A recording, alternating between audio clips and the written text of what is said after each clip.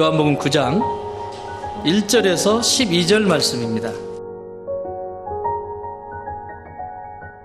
예수께서 길을 가실 때에 날 때부터 맹인된 사람을 보신지라. 제자들이 물어 이르되 랍비여, 이 사람이 맹인으로 난 것이 누구의 죄로 인함이니이까? 자기니이까 그의 부모니이까? 예수께서 대답하시되 이 사람이나 그의 부모의 죄로 인한 것이 아니니라. 그에게서 하나님이 하시는 일을 나타내고자 하심이라. 때가 아직 낮음에 나를 보내신 이의 일을 우리가 하여야 하리라. 밤이 오리니 그때는 아무도 일할 수 없느니라. 내가 세상에 있는 동안에는 세상의 빛이로라. 이 말씀을 하시고 땅에 침을 뱉어 진흙을 이겨 그의 눈에 바르시고 이르시되 실로암 못에 가서 씻으라 하시리. 실로암은 번역하면 보냄을 받았다는 뜻이라. 이에 가서 씻고 밝은 눈으로 왔더라. 이웃 사람들과 전에 그가 거린인 것을 보았던 사람들이 이르되 이는 앉아서 구걸하던 자 아니냐? 어떤 사람은 그 사람이라 하며 어떤 사람은 아니라 그와 비슷하다 하거늘 자기 말은 내가 그라 하니 그들이 묻되 그러면 네가 눈이 어떻게 떠졌느냐? 대답하되 예수라 하는 그 사람이 진흙을 이겨 내 눈에 바르고 나더러 실로암에 가서 씻으라 하기에 가서 씻었더니 보게 되었노라. 그들이 이르되 그가 어디 있느냐? 이르되 알지 못하노라 하니라. 아멘. 하나님의 은혜와 사랑이 그리고 평강이 여러분 가운데 함께 계시기를.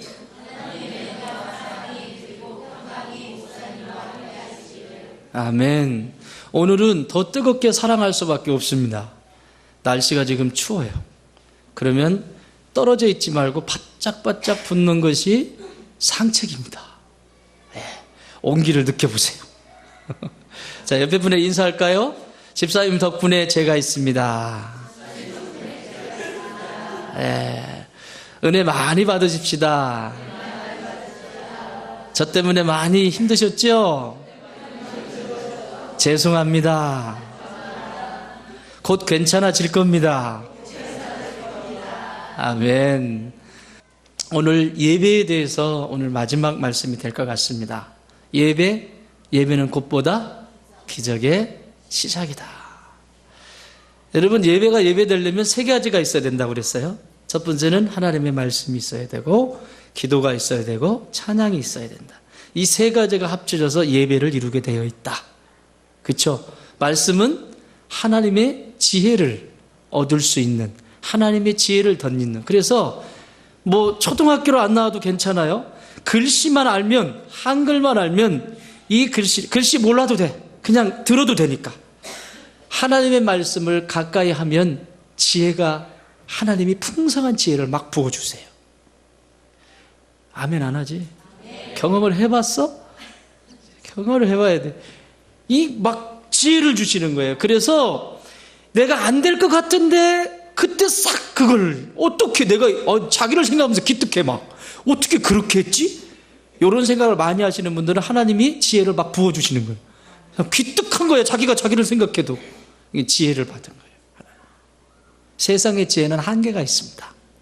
그러나 꾸짖지 않고 후히 주시는 하나님께서 그 지혜를 부어주시면 넉넉하게 모든 상황을 조망할 수 있는 넓은 눈이 열려요. 그래서 말씀이 있어야 돼요. 두 번째, 기도는 말씀을 가지고 기도의 자리에 나가죠. 그리고 하나님이 뭐를 부어주신다? 능력을 부어주신다. 기도는 능력이에요. 이 세상에 영적인 전쟁을 할 수 있도록 부어주시는 기도의 능력, 내가 승리할 수 있도록 만들어주시는 게 기도예요. 기도 외에는 이와 같은 유가 나갈 수 있다 없다? 없느니라. 기도는 곧 능력이에요. 그래서 기도 생활 놓치면 안 돼요. 찬양은요? 기쁨이에요. 무슨 기쁨? 하나님이 행하신 일, 또 앞으로 행하실 일들에 대해서 믿음으로 그분을 높여드리는 거예요. 하나님의 이름을 높여드리는 거예요. 뭘로? 우울함으로, 기쁨으로? 기쁨으로 하나님을 마음껏 높여드리는 거예요. 찬양은 그래서 그 속에 하나님의 임재가 있는 거예요. 찬양은 내가 기분 좋으면 하고 기분 나쁘면 안 하는 게 아니라 기분 나쁠 때는 잘 될 것을 생각하면서 믿음으로 올려드리는 게 찬양이고, 또 이전에 행했던, 하나님이 행해 주셨던, 역사하셨던 것을 높여드리는 게 찬양이에요. 그게 구약의 시가서예요. 욥이 얼마나 힘듭니까? 그런데 하나님의 이름을 높여드리잖아요. 그걸 시가서라고 하는 게 찬양시. 욥기, 시편, 잠언, 전도서, 아가서. 그게 찬양이에요. 찬양. 아멘. 근데 이게 말씀과 기도와 찬양이 딱 한 군데 어우러진 게 있어요. 그게 뭐다?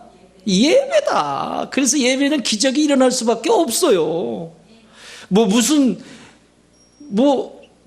지구를 뒤집는 것만 기적인가요? 내 생각의 전환, 내 마음의 전환, 내 삶의 어떤 것들이 조금씩 탁탁 움직이는 것, 그게 기적이지. 이 예배는 기적의 시작이에요. 특히 예수님께서 안식일에, 주일에 행하셨던 사건들이 7가지가 나오죠. 그 중에서 안식일에서 행했던 것이 몇 개예요? 3가지가 나와요. 그게 다 뭐예요? 치유하고 회복하고 꼬부라진 자를 세워주시고 마음이 구겨진 자를 펴주시고, 그쵸? 열병에 펄펄 끓고 있는 열병에 걸려가지고 죽어가는 그 여인을 살려주시고, 베데스다 연못가에서 1등이만 살아남는 세상이야. 그런 곳에서 투덜대고 있는 2등짜리도 아닌 꼴찌에 있는 그 중풍병자를 예수님이 베데스다 연못가에서 고쳐주시고 치유하시고, 원망과 불평 가운데 있는 그 사람을 세워주셨잖아요. 오늘 마지막이에요. 그래서 오늘도 안식일에 일어난 일이에요. 예배.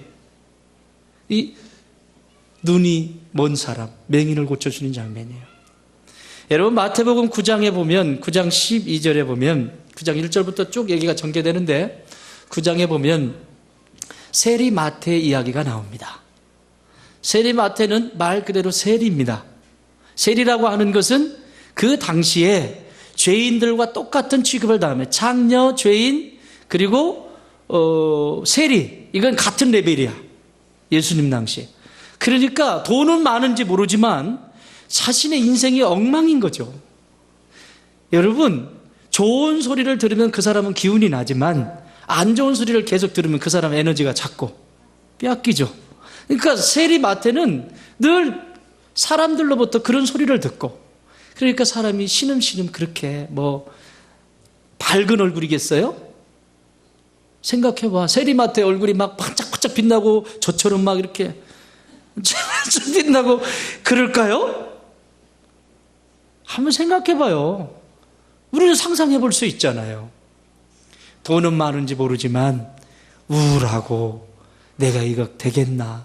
이게 뭐 하는 짓인가? 가서 또 어느 곳에 가서 우월감에 빠져가지고 야 내가 쏠게 막 이런 걸 해보지만 마음에 채워지지 않는 그런 거. 근데 예수님이 그에게 찾아가셨어요. 여러분, 기독교, 다시 말하면 성경이 말하는 죄는 세상 속에서 도덕적으로 윤리적으로 범한 그 죄를 얘기하는 게 아니에요. 그건 범죄라고 해요. 근데 성경이 말하고 하는 죄는, 당신 죄인입니다 그러면 죄인 아니라 그래. 성경이 말하는 죄는 그런 죄가 아니라 하나님을 모르고 살아가는 것을 죄라고 해요. 하나님을 떠나 있는 것을 죄라고 해요. 왜? 하나님을 떠나 있게 되면 범죄, 다시 말하면 도둑질을 할 수밖에 없고 거짓말을 할 수밖에 없고, 하나님을 떠나게 되면 그건 결과예요. 결과. 죄라고 하는 것은 씨앗이에요. 씨앗. 하나님은 어떤 분이죠? 좋으신 분이시라고 했잖아요. 그러면 내게 좋은 생각을 주시고 좋은 마음을 불어넣어 주시고 좋은 것들을 주시는 분이신데 그분과 같이 있지 않다. 그러면 나쁜 생각을 하게 되고 나쁜 마음을 먹게 되고 나쁜 행동을 하게 될 수밖에 없죠. 근데 이 세리마태에게 예수님이 찾아오셔서 그를 고쳐주십니다. 제자로 부르십니다. 부르셨고 나서 죄인들과 같이, 죄인이 어떤 죄인지는 모르겠어요. 그 당시에 사람들이 소위 바리새인들이 말하는 죄인이겠지. 우리로 말하면 도덕적이고 윤리적이고 참 저게 무슨 인간인가 할 정도로 그런 사람들이 있잖아요. 그런 사람이라고 하는 사람들끼리 모여서 예수님이 거기서 식사를 하시는 거예요. 그러니까 이런 말을 투덜투덜 댑니다. 마태복음 9장 11절. 바리새인들이 보고 그의 제자들에게 이르되, 예수님한테는 덤비지도 못하고 제자들에게 이르되, 꼭 이런 짓 하는 거예요. 어찌하여 너희 선생은 세리와 죄인들과 함께 잡수시느냐. 이들이 보는 관점이죠. 그때 12절 바로 다음 절에서 예수님이 이렇게 말씀하십니다. 예수께서 들으시고 뭐 하시고? 들으시고 이르시되 건강한 자에게는 의사가 쓸데없고 병든 자에게라야 쓸데있느니라. 의사가 누구에게 필요한 거예요? 여러분 주일에 성전에 와서 예배드리고 왜 하나님을 만나려고 하죠? 내가 뭐기 때문에? 확실해요? 내가 죄인 맞아요? 내가 병든 자 맞아요? 그 인식이 되어질 때 예배 가운데 기적이 일어나는 거예요. 밖에서는 잘난 척도 못해. 밖에 나가가지고는 사람들 앞에서는 찍소리 못하고 그러다가 아니 교회만 오면 살아나가지고 막 큰 소리 치고 다녀. 자기가 의인이라고. 거꾸로 사는 거예요 지금. 밖에서는 큰 소리 쳐도 돼요. 그런데 하나님 존전 앞에 나와서는 내가 어떤 존재인지를 먼저 보셔야 돼요. 그래야 하나님의 은혜가 그 가운데 임하게 되어 있어요. 하나님의 치유하심과 회복은 그 자리에서 일어나는 것이지 의인에게 일어나지 않아요. 나는 괜찮은 존재야. 여러분 부부가 살아갈 때도 마찬가지 아닙니까? 나만 옳고 니만 틀리다고 자꾸 하면 지가 의인이라는 얘기예요. 거기에 무슨 일이 일어나겠습니까? 나도 그렇고 나도 그렇다고만 해. 그냥 차라리 너도 그렇고 하면 또 싸우니까 걔도 그 상태니까 상태가 똑같으니까 싸우는 거예요. 상태가 다르면 수준이 다르면 싸울 수가 없어요. 여러분 초등학생하고 대학생하고 어떻게 싸웁니까? 에? 이건 싸운다는 자체가 수준이 맞다는 얘기잖아요. 그죠? 병든 자에게라야 의사가 필요하다. 여러분 병자 맞습니까? 오늘 여기 오신 여러분 병자 맞습니까? 아멘. 여기서부터 기적은 시작이 됩니다. 이게 이 첫 단추가 끼어져야 오늘 여기에서 오늘 이 역사, 맹인에게 눈이 열린 이 기적의 역사는 여러분 가운데 이루어지게 될 것입니다. 자, 그렇다면 안식일에 예배 가운데서 기적을 경험할 수 있는 사람이 누굴까? 오늘 여기 성경은 자세하게 기록하고 있습니다. 9절 읽겠습니다. 9장 6절 시작. 이 말씀을 하시고 땅에 침을 뱉어 진흙을 이겨 그의 눈에 바르시고. 아멘. 자, 이 상황은 이런 겁니다. 맹인입니다. 나면서부터 맹인이라고 하는 것은 이건 유대인들의 문화 속에서는 저주를 받은 집안, 저주를 받은 집안에 이런 일이 일어나. 이게 레위기에 나와 있어요.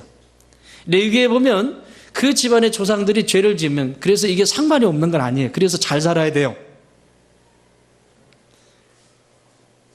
하늘이 보고 있다고 그러잖아요. 그렇죠? 사람들을 힘들게 하거나 사람들에게 악하게 하면 그것은 열매가 맺혀지게 돼 있거든요. 그래서 레위기에서는 이 구약의 율법이죠. 레위기에서는 그 조상들이 범죄하면 그 자녀들에게 소경이 나타나요. 소경이. 그래서 그걸 저주라고 말하는 거예요. 유대인들의 관점에서는 이게 자연스러운 거예요. 그러니까 이 사람은 지금 소경이 돼 있으니까 저건 조상의 죄입니까? 또 누구의 죄입니까? 자신의 죄입니까? 이런 질문을 하잖아요. 그게 맞는 말이에요, 이 사람들에게는. 그런데 이것을 예수님이 깨끗하게 고쳐주시고 나서 고치시는 과정 속에서 이렇게 얘기합니다. 오늘 6절에 나와 있는 것처럼 고치시는 과정에서 어떻게 하래요? 침을 뱉어가지고, 상상을 해봐. 지금 고쳐주시는 거 예수님이 능력이 없어서 이렇게 하실까? 말씀으로 천지를 창조하신 분인데, 하나님이시잖아요. 말씀으로 천지를 창조하신 분인데 굳이 침을 뱉어가지고 진흙을, 이게 여러분 진흙을 비비는데 침을 뱉어가지고 하는데 침이 조금 들어갈까 많이 들어갈까?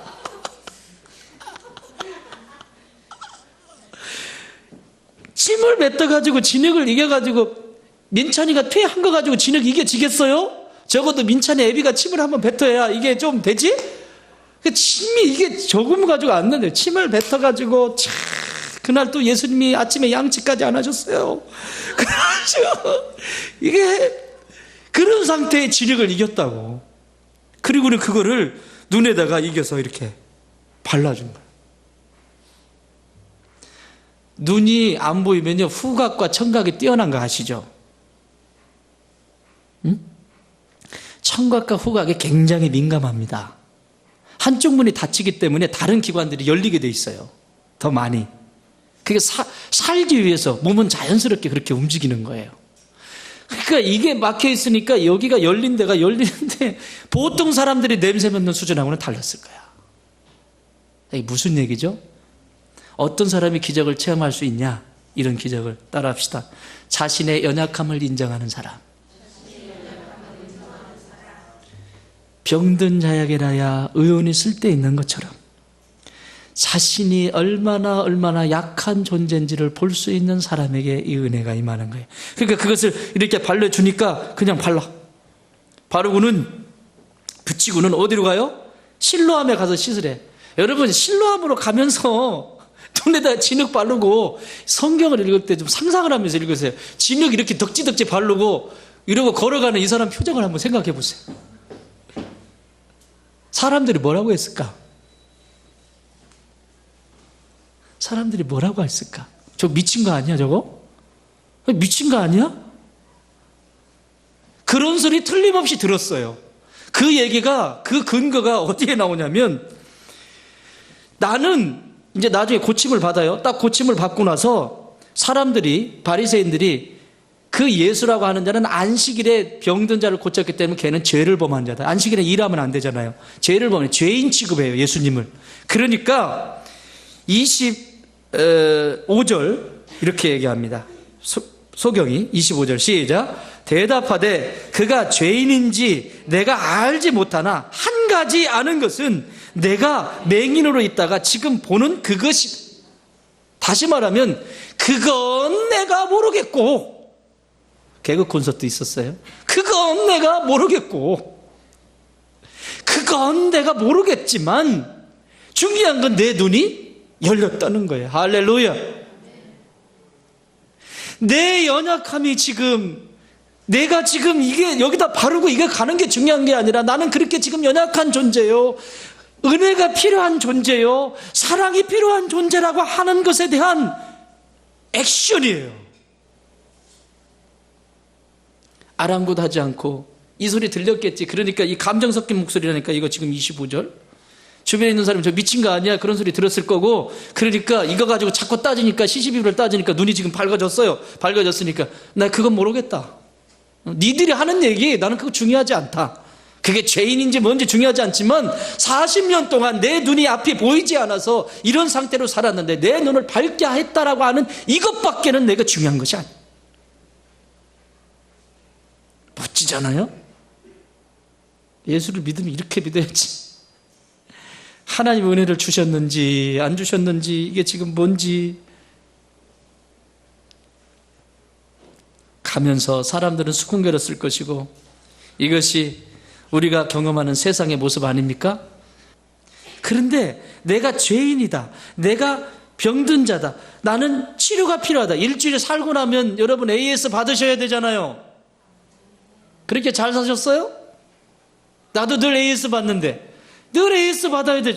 AS 받았는데 일주일에 한 번 주일에 오는 거 뭐? 예배를 통해서 내 안이 회복이 되어야 되는 거죠. 내가 연약함을 알고 그것을 인정하는 사람에게 하나님의 기적의 역사는 일어납니다. 그러면서 예수님이 뭐라고 말씀하시냐면 5절에 이렇게 말씀합니다. 5절 시작. 내가 세상에 있는 동안에는 뭐다? 세상에 뭐다? 빛이다, 빛이다, 빛이다. 연약함을 인정하는 그 자리, 맹인이에요. 앞이 보이지 않았어요. 이 빛이라고 하는 것은 이 눈에 빛이 들어오는 거예요. 빛이. 그 얘기는 눈이 열린다는 얘기예요. 눈이 열려서 보게 된다는 얘기예요. 여러분, 빛이라고 하는 것만큼 이게 생명의 가장 중요한 거 아닙니까? 빛. 어두워봐. 앞이 보이지 않아. 그러면 뭐 하지? 우리 민찬이 눈 감고 이렇게 하는데. 안 보이면 어디가 사람 있는지도 몰라. 막 때리고, 때렸는데도 누구 때렸는지도 모르고. 그렇게 살고 있어요. 지금 맹인이 돼가지고.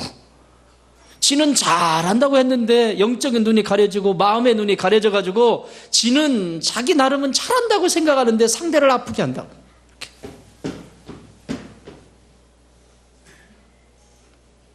혹 여기 그런 분들 계시면 오늘 세상의 빛이신, 생명의 빛이신 예수님이 여러분의 영적인 눈, 마음의 눈을 활짝 열으실 줄 믿습니다.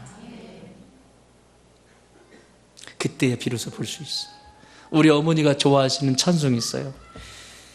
찬송가 옛날에는 200 몇 장이었는데 445장, 이게 빛에 대한 찬송이에요. 445장. 태산을 넘어 험곡에 가도 빛 가운데로 걸어가면 주께서 항상 지키시기로 약속한 말씀 변치 않네. 캄캄한 밤에 다닐지라도 주께서 나의 길 되시고 나에게 밝은 빛이 되시니 길 잃어버릴 염려 없네. 광명한 그 빛, 마음의 바다, 영혼의 바다, 찬란한 천국 바라보고 할렐루야를 힘차게 불러 날마다 빛에 걸어가리. 하늘의 영광, 하늘의 영광, 나의 마음속에 차고도 넘쳐 할렐루야를 힘차게 불러 영원히 주를 찬양하리. 할렐루야. 빛 대신 이 주님이 나의 이 연약함 속에 들어오셔서 내 길을 열어주세요. 우리 친구들 앞이 깜깜할 때 있죠? 그지? 막 별 생각 다 들잖아. 그럴 줄 알았으면 공 조금만 찰걸. 거기서부터 시작해서 그럴 줄 알았으면 그때 이걸 할걸. 막 그지? 막 이러고 아이고 내가 그때부터 이렇게 별 생각 다 들 거예요. 깜깜해. 걱정하지 마세요. 빛 가운데로 걸어가면 주께서 나의 길이 되시니 뭐지? 길 잃어버릴 염려 없네. 야, 막말로 얘기해서 대학 떨어지면 어떠냐? 상관없지? 그럼 떨어지면 박스 주워 가서. 무슨 그게 전부 다라고 내 인생 그거 아니면 끝날 것처럼 막 그냥 괜찮아. 그거 그래 떨어졌다. 떨어지면 뭐 내 인생이 계속 내 인생이 뭐 떨어진 인생이야? 아니잖아요. 아니에요. 틀림없이 하나님께서 선한 길 열어주시겠다고 약속하셨잖아요. 나의 연약함을 알고 주님 앞에 내어드렸더니 내 맹인, 눈이 어두웠던 눈이 열려져요. 그래서 에베소서 4장 18절에서는 이렇게 말씀해요. 그들의 총명이 어두워지고 그들 가운데 있는 무지함과 그들의 마음이 굳어짐으로 말미암아 하나님의 생명에서 떠나 있도다. 그러니까 이 총명이 어두워지는 거예요. 빛이 없기 때문에. 그래서 하나님의 생명에서 떠나는 거예요. 그렇지만 빛 대신 주님이 여러분의 주인 되셔서 오늘 여러분 가운데 함께 계신 줄 믿습니다. 두 번째는 9장에 넘어와 보십시오. 9장 1절입니다. 1절 읽겠습니다. 시작. 예수께서 길을 가실 때에 날 때부터 맹인된 사람을 뭐한지라? 보신지라. 날 때부터 맹인된 사람을 보셨다고 했습니다. 여러분 눈이 떠 있다고 떠 있는 겁니까? 눈이 있다고? 어떤 때는 저 그런 생각해요. 이 눈으로 자꾸 판단하고 정죄하고 그러면 아유 주님 내 눈이 이렇게 감고 있었으면 좋겠습니다.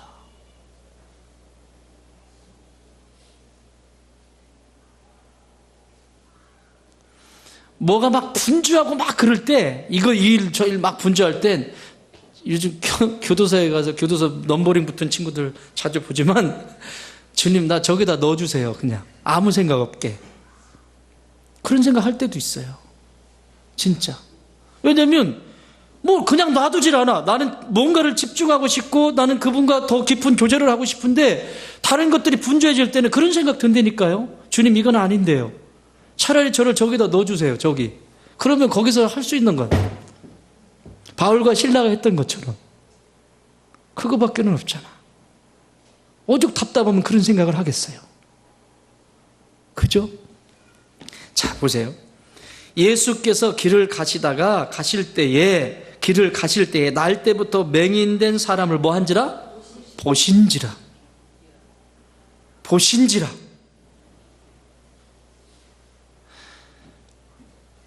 다시 말하면 예배를 통해서 기적을 체험하는 사람이 누구냐? 하나님의 눈에 띄는 사람이에요. 사람의 눈에 띄는 사람 있죠? 자식 중에서도 그 눈에 탁 들어오는 애가 있죠? 자식이 그렇게 한다스가 있어도 눈에 확 들어오는 애가 있어요. 그렇죠? 대통령이 인사를 할 때 자기 눈에 들어온 사람 시키지, 눈 밖에 난 사람 시키나요? 하나님의 눈에 띄는 사람이 어떤 사람일까? 하나님의 눈에 띄는 사람. 지금 이 사람은 지금 하나님의 눈에 띄어 있어요. 한 현상에, 맹인이라고 하는 한 현상을 제자들이 보는 관점과 예수님이 보는 관점이 달라요. 바리새인들이 보는 관점과 예수님이 보는 관점이 달라요. 제자들이 이렇게 얘기합니다. 2절 시작. 제자들이 물어 이르되 랍비여, 이 사람이 맹인으로 난 것이 누구의 죄로 인함이니까? 자기니까 그의 부모니까? 율법입니다. 율법. 다시 말하면 제자들의 관심은 구약의 율법입니다. 근데 조금만 생각해 보세요. 제자들이 만약에 예수님이 진짜 메시아라고 분명하게 알고 있다면 예수님이 수도 없이 말씀하셨거든요. 나는 율법을 폐하러 온 것이 아니라 율법의 완성케 하기 위해서 왔다. 제자들이 조금만 알았다면 예수님에게 이렇게 얘기하면 안 돼요. 조상의 죄입니까? 부모의 죄입니까? 이런 얘기 물으면 안 돼. 진짜 예수님과 같이 있으면서 율법의 완성이라고 하는 그 말이 조금이라도 이해됐으면 이렇게 얘기해야 돼요. 예수님은 율법의 완성이시잖아요. 그러니까 여기 지금 이 눈 앞에 못 보고 이러고 있는 사람, 이 사람 눈 좀 뜨게 해주세요. 이게 맞는 말이에요. 근데 제자들 뭐예요? 누구 죄 때문에 그렇습니까? 한술 배우고 싶은 거야. 그거 가지고. 예수님도 나와 똑같은 생각을 하고 있겠지? 그런 거예요. 근데 이게 바리새인들 똑같은 얘기죠. 바리새인들도. 근데 예수님이 보시는 관점은 달라요. 율법의 완성이신 예수님 관점이 달라요. 그건 뭐냐면 현재 이 사람에게 내가 도움을 줄 수 있는 것이 무엇일까? 예, 예수님은 초점이 맞춰져 있습니다. 다시 말하면 한 존재로서 아름다움을 잃어버린 이 한 사람의 눈, 그 사람의 눈과 예수님의 눈이, 그 사람의 눈은 열리지 않아서 볼 수 없었지만 예수님의 눈이 그 사람의 눈을 보고 있어요. 눈이 마주쳐야 뭔 역사가 일어나지. 지는 눈이 가려져서 못 보지만 예수님이 그 눈을 보고 있다고, 유심히 보고 있다고. 아름다움이 뭐예요? 자기의 자리에 있는 거. 다시 말하면 원래의 모습이 훼손되지 않고 그대로 있는 걸 아름다움이라고 하는 거예요. 원래 모습이 훼손되지 않고 그대로 있는 걸 아름다움이라고 한다고. 막 자꾸 이거 제가 얘기했잖아요. 이거 자꾸 땡겨. 이거 주름 생긴다고. 이거 주름 생긴다고. 이거 자꾸 땡겨. 이렇게 땡겨. 한참 땡기니까 배꼽이 여기 있는데 여기로 올라와요. 그건 아름다움이 아니라고. 사람 몸을 생각해도 그건 아름다움이 아니에요. 원래 있어요. 나중에 하나님 나라 가면 하나님 못 알아보면 어떡할 거야? 나 너 그렇게 안 만들었다. 그래서 기술이 좋아가지고 그 사람이, 근데 제 2세가 태어나면 바로 알더만. 그랬더니 뭐라고 하냐면 걔도 고쳐주면 되지.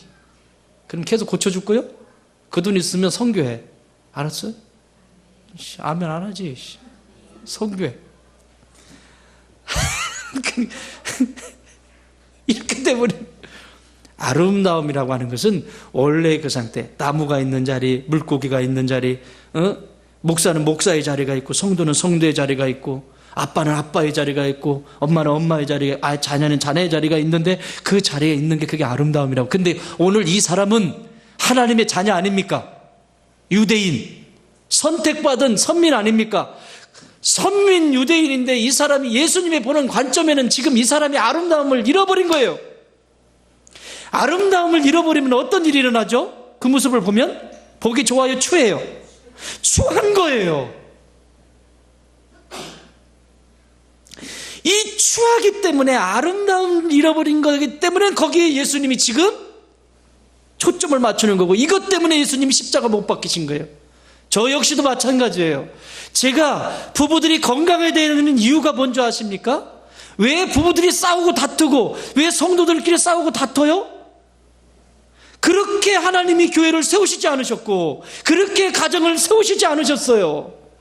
하나님 나라를 체험할 수 있도록 가족이라고 하는 최소의 구성원을 만들어주셨고, 그리고 교회 공동체를 세우셨는데 왜 싸워요? 아름다움이 깨진 거예요. 그래서 그것 때문에 그것을 붙들고 애쓰고 힘을 다해서 기도하며 나가는 거예요. 아름다움이 깨졌기 때문에. 그 아름다움이 깨진 곳에는 계속 추한 열매가 맺게 돼 있어요. 그게 눈에 보이니까. 열매가 건강한 열매를 맺어야 되는데 계속해서 이 아름다움을 잃어버린 이 한 존재를 예수님이 보시면서 지금 눈물을 흘리시는 거예요. 근데 제자들은 부모의 죄입니까? 조상의 죄입니까? 이거나 하고 있는 거예요. 오늘날은 안 그래요? 이 한 존재가 건강케 되어지는 데는 관심이 없고, 이 한 존재가 아름다워지는, 건강하게 되는 데는 관심도 없고, 지 밥그릇, 자기 조금 불편하게 하는 거, 그 아름다움이 지금 무너지고 있는 거예요. 성도로서의 아름다움이 점점 깨어지기 시작하는 거예요. 그러면 어떻게 된다? 나중에 추해져. 손 쓸 수 없을 만큼 추해져. 사단은 여러분의 인생이 복된 길로 인도하는 걸 싫어해요. 그 존재는 복된 길로 인도할 수가 없어요. 여러분 인생을 자꾸 추하게 만들어버리죠. 그래서 돈 뺏고, 건강 뺏고, 그리고 부부 관계 속에서 좋은 관계 다 뺏어버리고, 응? 주변에 있는 것들 다 뺏어버리고, 나중에는 혼자 외로워, 또 우울해지고. 왜 우울해질까? 나만 사랑하지 않는다고 한 거지, 또 막 그러면서 우울해지고. 그런 일들이 계속 일어나요. 예수님은 지금 한 존재에게 초점이 맞춰져 있는 거예요. 그 존재에게 지금 말씀하시는 거예요.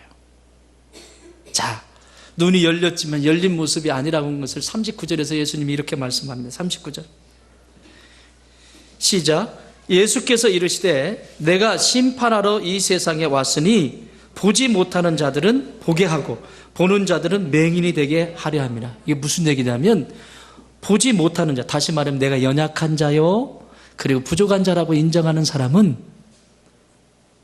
예수님께서 그의 눈을 여셔서 그 너머의 세계를 보게 하신다는 거예요. 그런데 잘난 척하고 자기 아는 것처럼 그렇게 살아가면서 있는 사람들에게는 그 눈을 점점 어둡게, 다시 말하면 아름다움을 잃어버려 간다는 거예요. 어저께는 그렇게 좋은 모습이었는데 점점 잃어. 제가요, 사진을, 제 청년 때 사진을 이렇게 봤거든요. 신앙 밖에 있을 때 딱 봤는데요, 사진이 독해요. 힘은 느껴지는데 독해. 근데 지금 사진 보니까 참 이게 사람 같잖아. 니글니글.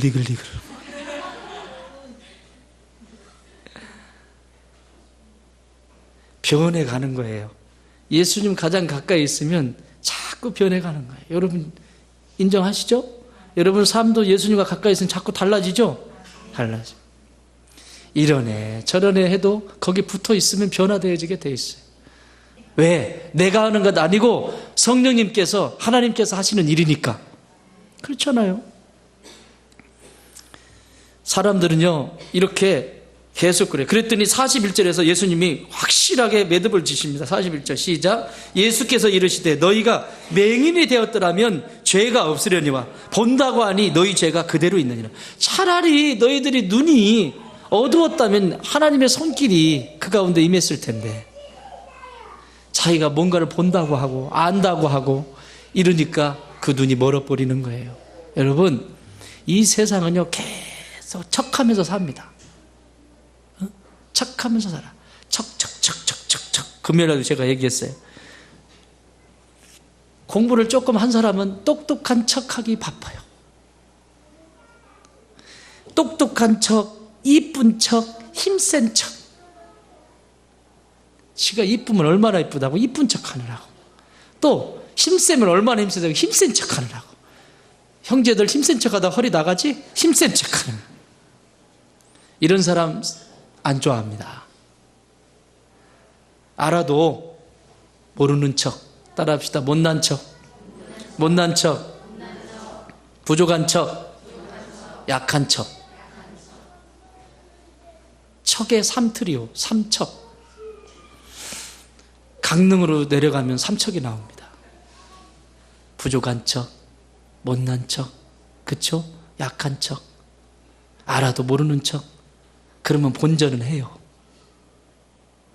근데 이 실컷 가지고 아는 척, 이쁜 척, 막 힘센 척, 막 강한 척 하니까 주님이 도와주실 수가 없어. 지금 그 얘기잖아요. 도와주실 수가 없어요. 차라리 본다고 하니까 내가 여러분, 도와줄 수 있는 사람은 어떤 사람이냐면 상담을 해도 똑같아요. 내가 지금 이만큼 힘들어요. 좀 도와주세요. 자기가 인식한 만큼만 상담가는 도와줄 수 있습니다. 그 이상은 터치할 수가 없어요. 왜? 터치를 해도 그 사람은 말귀를 못 알아듣고 그리고 탓을 하게 돼요. 열려있는 만큼만 도와줄 수 있어요. 하나님도 마찬가지예요. 열려있는 만큼만 도와줄 수 있어요. 그래서 내가 나를 인식하는 것은 너무너무 중요한 거예요. 다윗이 여러분 어떤 사람이에요? 하나님의 눈에 띈 사람이라고요. 하나님의 눈에 띈 사람이 바로 이런 사람들이라고. 사도행전 13장에 보면 다윗에 대해서 이렇게 평가해요. 내가 이새의 아들 다윗을 만나니 내 마음에 합한 자라. 내가 내 뜻을 이를 통해서 이루리라. 무슨 얘기예요? 하나님의 눈에 띈 사람인데 어떤 사람이기 때문에 자신의 연약함을 알고 부족함을 알고 하나님의 은혜를 구하잖아요. 12제자는요. 12제자 예수님이 제자를 구하려면 저기 예루살렘에 잘 나가는 사람들 중에 제자들을 부르시지. 오늘날로 말하면 저 미국으로 건너가서 하버드에서 앞에서 기다리면서 시험 봐가지고 야, 너 내 제자 할래? 그래가지고 제자 그 시험을 치러가지고 그렇게 하면 그렇게 해서 뽑아야 되지 않아요? 그런데 어떤 사람? 세상에 물고기 잡는 사람, 잔뼈에 불가지고 열심히 일하고 있는 사람.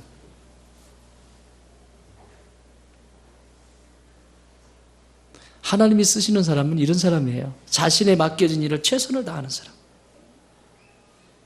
어디를 찾아보세요. 선지자를 부르실 때도 마찬가지예요. 아모스 선지자를 부를 때 뽕잎 따가지고 누에 키는 아모스를 부르서 선지자를 삼아요. 가만히 집 방 안에서 누워가지고 배 콧구멍에 풍선 불면서 배에 하면서 있으시는 사람 하나님 불러서 쓴 적이 없어요. 연약하지만 이 12명의 제자를 하나님 예수님이 부르셔서 온 열방의 복음의 역사를 이루어 가시잖아요. 내가 뭔가 강한 것 같고 내가 뭔가 저보다 나은 것 같고 내가 저보다 좀 뛰어난 것 같다. 그때부터 이제 어려움을 생깁니다. 사랑하는 여러분, 연약함을 아십시오. 마지막 세 번째는 하나님의 섭리를 아는 자입니다. 석절 읽겠습니다. 3절 시작.